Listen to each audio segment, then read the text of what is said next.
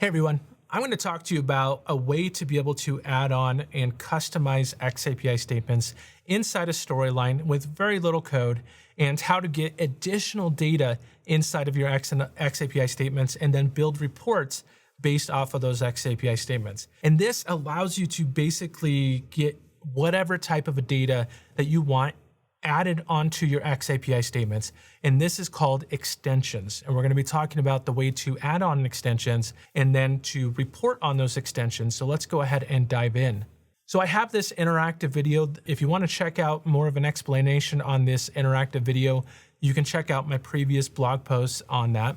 But you can see here that I'm giving the learner different choices. And then based on the choices that they make, it'll take them down different pathways. What I want to do is track the number of steps that it takes for them to complete the scenario. Because I think it's important to know, on average, if I have this type of interactive scenario, on average, how many steps are people taking in order to get to the conclusion? Whatever conclusion it is, are they doing it in 2 steps? Are they doing it in 3 steps, 4 steps, 5 steps? In this case, there's 3 total.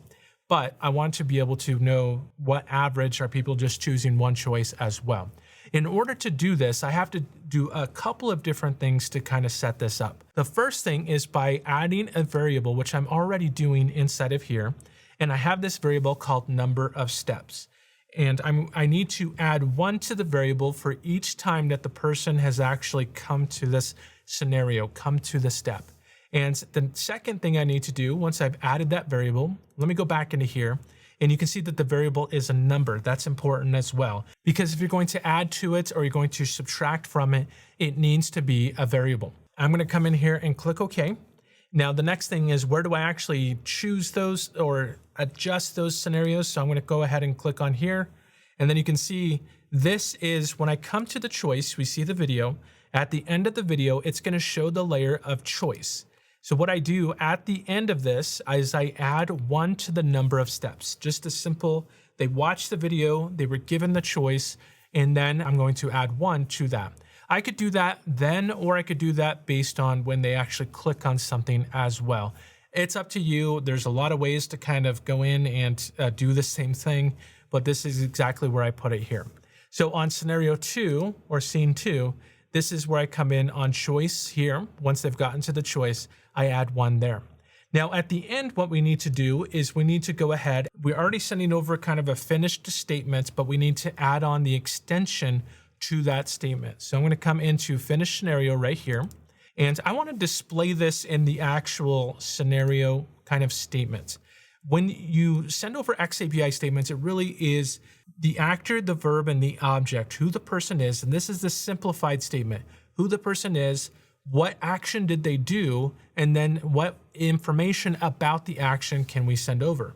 So in this case, I want Jeff Batt watched the video or completed the interaction. In this case, it's finished the interaction, but Jeff Batt finished the interaction in 3 steps. I want to just provide that information there. Now, if it's a variable, what you can do is you can add onto that inside of this string. Anytime you see these quotes right here, it's a string. After this, I can say manager simulation in, and how do I grab that variable? Well, this drop-down box right here allows me to get the variables, and this could be variables that I've created, or it could also be variables that are part of Storyline's out-of-the-box player, because the player has variables too. And this is a variable is just a piece of information. You can check out my other videos where I explain variables as well. I'm going to click on number of steps. And so you can see here, it'll say manager simulation training in number of steps in 3. And then I'm going to add on, it's not going to say steps. So I'm going to add on steps at the end of it. So I insert my variable basically inside of that sentence. And that way it's just going to provide whatever number it's at that time. That won't allow me to kind of filter and create a report. Because it's inside of this description, I can't really pull that variable unless I provide it as an extension. An extension is something that it doesn't belong in the description. It doesn't belong in the actual title. It is some other piece of information that I want to filter and create reports based on. To provide this, there's a couple different ways that you can do this. You can do this in the results, but you can also do this inside of the definition, the object here. So right after the definition, we're going to add a comma, and we have to follow the JSON kind of format here. And I already have this created, so I'm just going to copy this for the sake of time, and I'm going to paste that. So we have to have in quotes extensions, and then an open curly brackets and a close curly brackets. Now inside of there is where we start to provide the information. So in order to identify the extensions, we have to give it a specific ID. So I'm going to copy this, and then inside of this curly brackets, let's just go ahead and format this a little bit better. Just bring it back there. In fact, we can even bring this one up and then bring this one over here. There's kind of a parent-child with JSON where you have the parent's information, and then inside of curly brackets is where the child information goes in. The parent, because it's, you know, the overall inside, and then basically the curly brackets means the objects or whatever details are inside of that other parent. So it's kind of a hierarchy, just to keep that in mind. But we need to create this ID, which in this case is your URL. So in my case, it's learningdojo.ninja and then /extensions. This is not an actual URL. If you go there, you won't see any information, but it's a way for me to uniquely identify this. Now inside of it, I need to give it both a key and a value. So I'm going to just go ahead and copy and paste this in here. The key that I want to have, where the identifier is number of steps. Now they do have to have the quotes. JSON is very picky. JSON is a formatted type of data, and it's very picky. So I want to go ahead and make sure that that's correct. But then I'm going to grab that same variable and have that right there. It's a couple of steps, but once you've done it a few times, it's really not that hard to do and to create your own as well. But the flexibility means that I can track and I can pass over information with whatever type of information that I want. So it could be information about the interaction, how many times did they do it, how many questions, different things like that, and I can pass it over as part of this data. And that's all I have to do. If I go ahead and click OK and click OK here, it's going to be passed over at that time. Now I already actually uploaded this to my SCORM cloud, and you can see right here, Jeff Batt finished manager simulation in 3 steps. And if I extend this out and scroll down here, you can see right here my extensions. So number of steps, 3.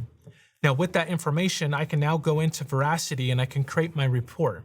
SCORM Cloud is great for like testing, and especially for LMS and CMI5 testing, but it doesn't allow me to create reports like Veracity or other learning record stores do. So I'm sending over at the same time this information over to Veracity. Now, just to show you where I came here, you can go into Analytics in Veracity, and then you can go into Custom Dashboards, and then you can go and build a custom dashboard.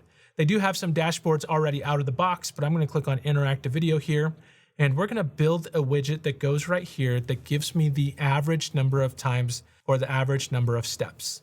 Let's go ahead and click on this little edit button, and then we're going to add a widget, and we can choose the type of widget, which we're just going to do a number similar to this.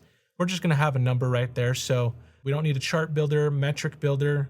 I think that may be the one that we need. Yep, that's the one that we need. You can see here, it's just going to give me an average.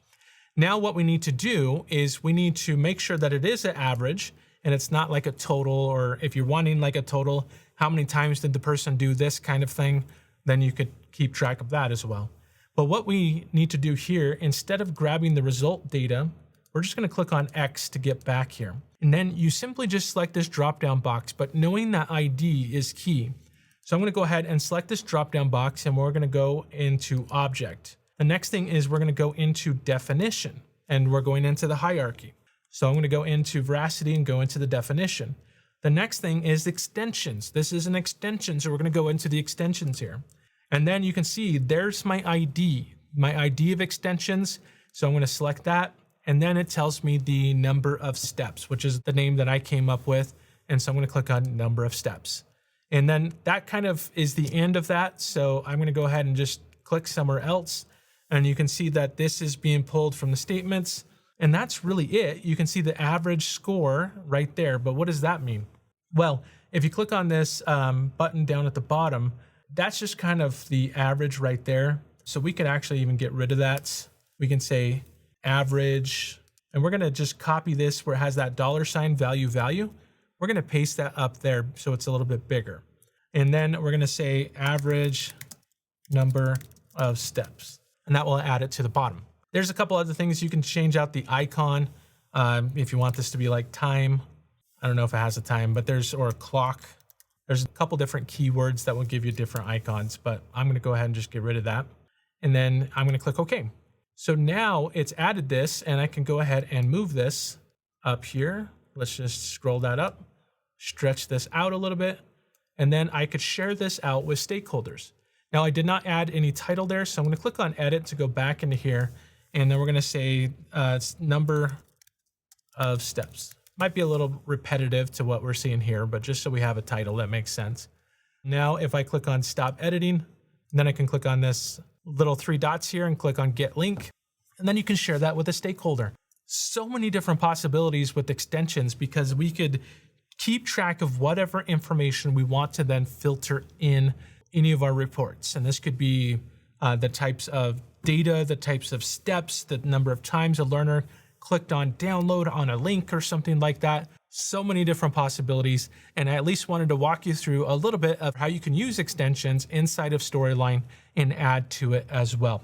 If you like this video, head on over to my YouTube channel and click the like button and subscribe to my channel and hit the bell notification so you get notified of all future videos as they come out. But also while you're there, go ahead and leave a comment. What did you like? What do you not like about these videos? If there's something else that you want to track as well, go ahead and leave a comment down below. I take a look at all the comments every week. My goal for this channel is to help you become the best learning developer that you can be, to really take these tools and to push them to their limits and to get the exact type of data that you want to get out of it as well. So I'm here to help.